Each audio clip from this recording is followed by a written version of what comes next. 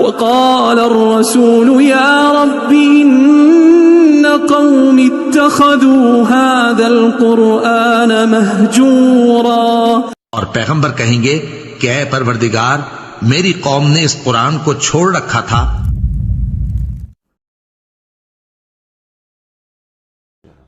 علی بھائی، آج 16 دسمبر کا دن ہے جس دن پاکستانی قوم کو دو بڑے حادثوں سے گزرنا پڑا، ایک سقوط ڈھاکہ اور دوسرا APS حملہ. تو اس حوالے سے کچھ فرما دیجیے.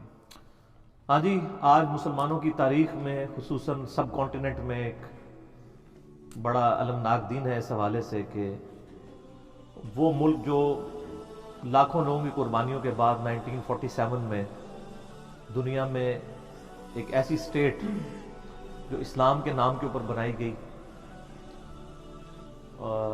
اس کو دو ٹکڑے کیا گیا.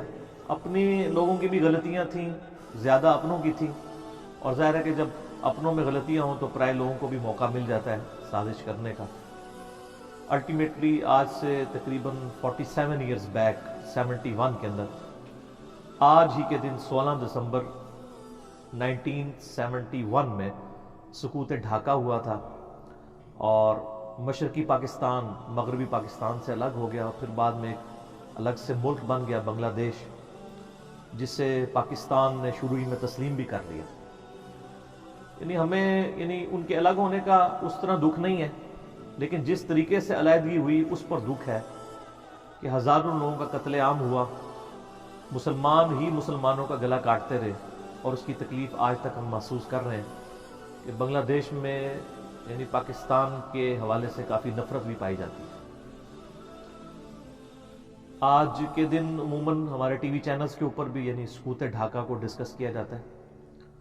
اس حوالے سے میں نے جب بھی کوئی پروگرام دیکھے، مجھے سب سے بیلنس گفتگو جو ہے وہ حامد میر صاحب کی نظر آئی ہے.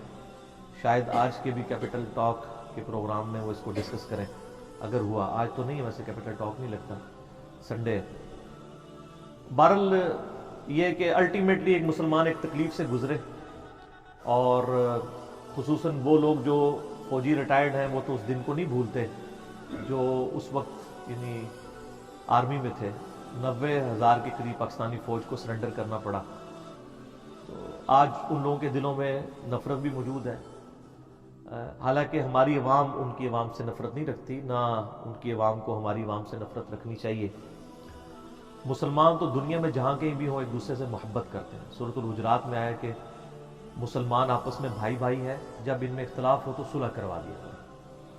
اسی طریقے سے بخاری و مسلم کی حدیث ہے، مسلمان وہ ہے جس کی زبان اور ہاتھ سے دوسرے مسلمان محفوظ رہے. اور پھر یہ بھی آیا بخاری و مسلم میں کہ جو مسلمان ہے ایک جسم کی مانند ہے، اگر جسم کے کسی ایک حصے میں تکلیف ہوتی ہے تو پورا جسم اس کی انٹینسٹی کو فیل کرتا ہے. پر آج کی ڈیٹ کے اندر ماشاءاللہ پاکستان سے زیادہ پریکٹسنگ مسلمان بنگلہ دیش میں موجود ہیں.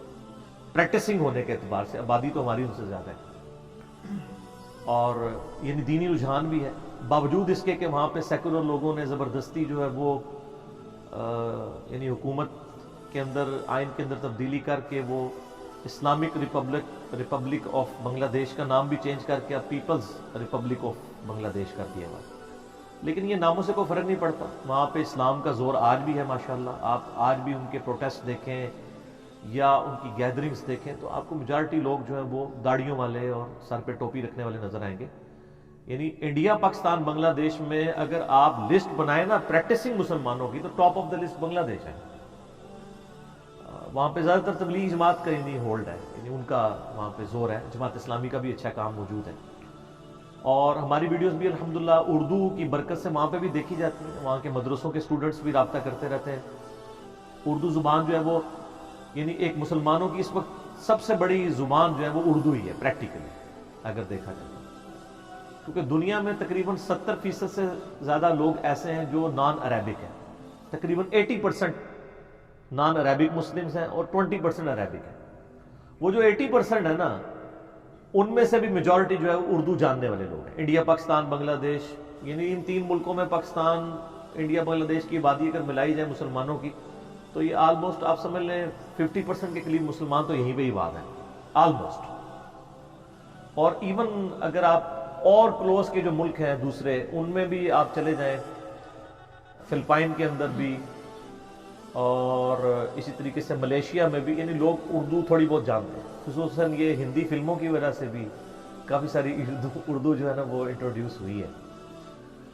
تو بہرحال ہم تو یعنی سارے مسلمانوں سے محبت کرتے ہیں کسی بھی جگہ پہ ہیں، اور آج کی ڈیٹ میں تو اب ظاہر ایک چیز اسٹیبلش ہو چکی، پاکستان نے بنگلہ دیش کو تسلیم بھی کر لیا۔ یعنی یہ شروع میں اگر 2 الگ ملک بن جاتے وہ زیادہ بہتر تھا، ظاہر بیچ میں ایک انڈیا جیسا دشمن بھی موجود تھا، اور کچھ پھر ہماری غلطیاں بھی انہوں نے اس کو ایکسپلائٹ کر کے الٹیمیٹلی یہ کر دیا۔ ظاہر ہے کہ یہ بڑی ایک عجیب سی بات تھی نا، بیچ میں ہزاروں کلومیٹر کا فاصلہ اور دوسرا حصہ وہاں پہ تھا، ہماری وہاں پہ بارڈر بھی نہیں ملتا تھا۔ بہرحال الگ ملک بن گیا، ٹھیک ہے، اور لیکن یہ تکلیف ہمیں ہے کہ جس طریقے سے وہ الگ ہوا 16 دسمبر کا دن اس لیے پاکستان کے مسلمانوں کے لیے زیادہ تکلیف دہ ہے کہ مسلمانوں کے ہاتھوں مسلمانوں کا خون ہوا، اور پھر ایک نفرت کے ساتھ علیحدگی ہوئی۔ ہیپی اینڈنگ ہو جائے کوئی حرج نہیں ہے، لیکن اس طریقے سے اینڈنگ نہ ہوتی۔ اور دوسرا، آج سے 4 سال پہلے 2014 16 دسمبر کے دن ہی یعنی مسلمانوں کی اسی یعنی زخم کے اوپر نمک پاشی کرنے کے لیے یہ اے پی ایس والا ایشو بھی ہوا، جس میں تقریباً 150 کے قریب لوگ شہید ہوئے، جس میں سے 132 اسٹوڈنٹس تھے اور 18 جو ہیں وہ ٹیچرز اور سٹاف میں سے تھے، جس کے بعد یہ ضرب عضب اور باقی ساری چیزیں شروع ہوئیں۔ باقی اس کے وہ کیا حالات و واقعات ہیں ہم اس کو ڈسکس نہیں کرتے۔ اصل چیز یہ ہے کہ جو لوگ اس حملے کے اندر یعنی بچے شہید ہوئے، ان کے ماں باپ کے زخم تو آج بھی ہرے ہیں، ہم سے بھی لوگ یعنی رابطہ کرتے رہتے ہیں، ایسے لوگ جن کے بچے شہید ہوئے، تو ہم سب کے لیے دعا کرتے ہیں، چاہے 16 دسمبر 1971 میں مسلمان جو کسی بھی صورت میں دونوں طرف سے شہید ہوئے، یا اے پی ایس کے حملے میں جو بچے شہید ہوئے یا ٹیچر شہید ہوئے، اللہ تعالیٰ سب کی مغفرت فرمائے اور تمام کے یعنی گناہوں سے درگزر فرمائے، اور ان کے لواحقین کو صبر عطا فرمائے، اور مسلمانوں کو اللہ تعالیٰ مزید آزمائشوں سے محفوظ فرمائے۔ آمین ثم آمین۔